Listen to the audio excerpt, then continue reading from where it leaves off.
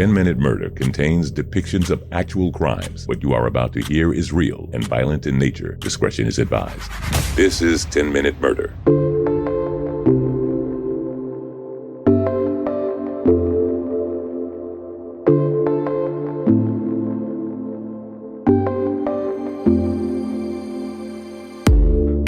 Welcome to the brief and bingeable true crime podcast. I'm Joe, the host, and thanks for being here. And I really hope you're subscribed to this podcast because I do a couple of episodes per week, and you won't have to go and search for the podcast every single time if you're subscribed.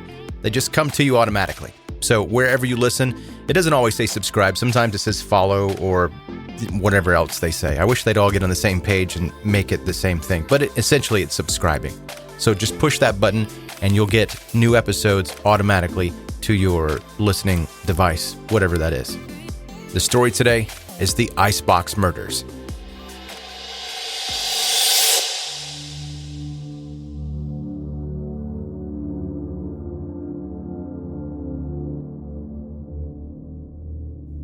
On June 23rd, 1965, Fred, age 81, and Edwina Rodgers, age 72, hadn't answered the phone in 3 days. Fred was a retired real estate salesman. Edwina worked as a sales representative. Their Houston home and their activities appeared unremarkable to neighbors, so nobody had noticed their absence. However, their nephew, Marvin Marlin, was growing increasingly worried. He decided to go check on them at their house. However, the home was all locked up and the blinds drawn. Marvin did not have a way into the house, so he called the police requesting a welfare check. Something wasn't right. Around 9 p.m., Houston police officers Charles Bullock and L.M. Barda arrived. As nobody answered the door, they kicked it in. There was no sign of Fred or Edwina inside the home, nor their 43-year-old son, Charles, who still lived with them. The house wasn't the tidiest, but that was not abnormal. Marvin told officers that neither his aunt or his uncle were the best housekeepers. But what was odd was the molding dinner on the table and the foul smell coming from the 3x5 refrigerator in the kitchen. Officer Bullock opened the fridge and saw large quantities of unpackaged meat that he thought was from a hog. This is a shame, Bullock remembered thinking. Someone is letting this whole bunch of good meat go to waste. As they had not found anything significant, the officers decided to leave the house. But before closing the door of the fridge, Officer Bullock saw something in the vegetable basket. 2 human heads. He quickly closed the door before slowly opening it again. Still, a pair of human eyes stared at him. The other head did not have eyes at all. The severed heads belonged to Fred and Edwina. Investigators later concluded that Fred had been beaten to death with a hammer. His eye had been gouged out, his genitalia had been cut off, and his organs removed. Edwina had been shot in the head, execution style. She and Fred had been dragged to the master bedroom where their killer had drained their blood and chopped them into pieces. The medical examiner later said that this dismembering was a fairly neat job, indicating that the killer knew what they were doing. The missing organs of the couple were later found in a nearby sewer, meaning they had been flushed down the toilet. Some of the body parts were never found. It was estimated that Fred and Edwina had been dead for 3 days, meaning they were murdered on Father's Day. The crime scene had been cleaned carefully. Now that the elderly couple's whereabouts were known, the police were left with one question. Where is Charles Rodgers? A tiny trail of blood led to his bedroom, and a bloody keyhole saw was found inside, but the man himself was nowhere to be seen. Charles Frederick Rodgers was born on December 30th, 1921.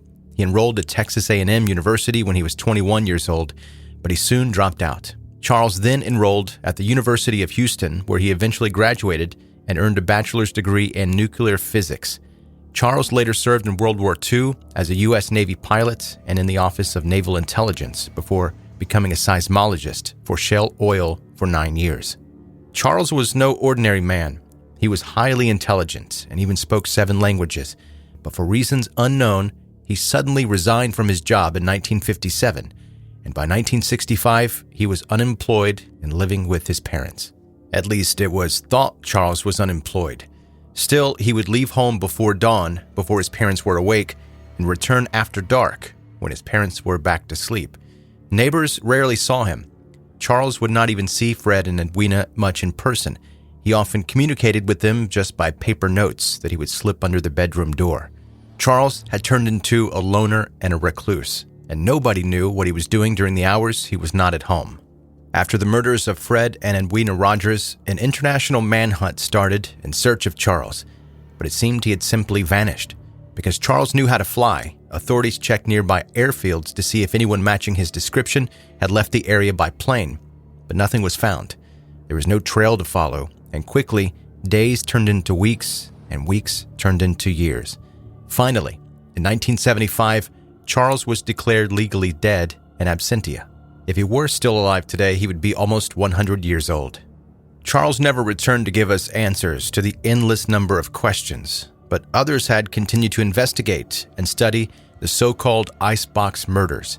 In 1992, authors John R. Craig and Philip A. Rodgers published a book, The Man on the Grassy Knoll. In the book, they claimed that Charles Rodgers was actually a CIA agent. And that's not all. The book also claimed that Charles, along with Charles Harrelson, hitman and father of actor Woody Harrelson, were involved in the assassination of then-President John F. Kenedy in Dallas in 1963. According to the argument, Charles was one of the so-called tramps spotted in Dealey Plaza in Dallas, Texas on November 22, 1963.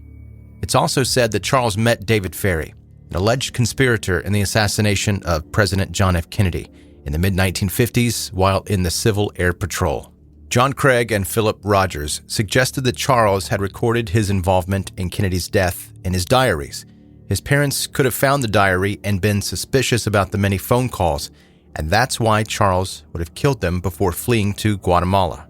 However, Publishers Weekly review of the book and its claims stated the degree of poetic license in terms of reconstructed dialogue and attributed thought seems excessive here. The sourcing is virtually non-existent. This theory about Charles and his parents' murders remains unproven. However, other theories were offered in the 2003 book, The Icebox Murders, by forensic accountants and amateur sleuths Hugh and Martha Gardnier. After their investigations, they agreed that Charles was indeed the killer, but the murders were not motivated by CIA involvement. Instead, according to the Gardniers, Fred and Edwina were not the best parents in the world. In the book, they are portrayed as abusive and manipulative parents who used their son to take loans and forged his signature, ripping Charles off financially.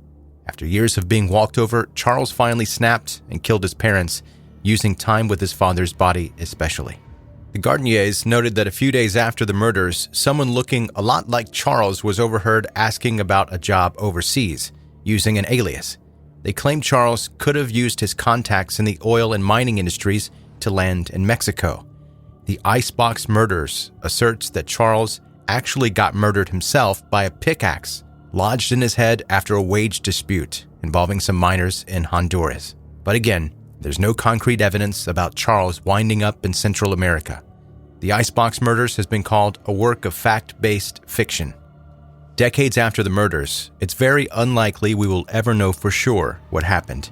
If Charles didn't kill his parents, there is no explanation for his disappearance, other than a third party would have killed the whole family before removing all traces of Charles' body and so causing him to be the main suspect. If Charles indeed killed his parents, there are several different theories why it would have happened. Without Charles, we won't get all the answers, and at this point, he most likely doesn't walk on the earth anymore. The house where the Icebox Murders took place, located at 1815 Driscoll Street, remained empty and unsold until it was bulldozed in 1972. The lot was vacant until 2000, when condominiums were built. So life keeps circling, but the Icebox Murders still remain a horrifying part of Texas history.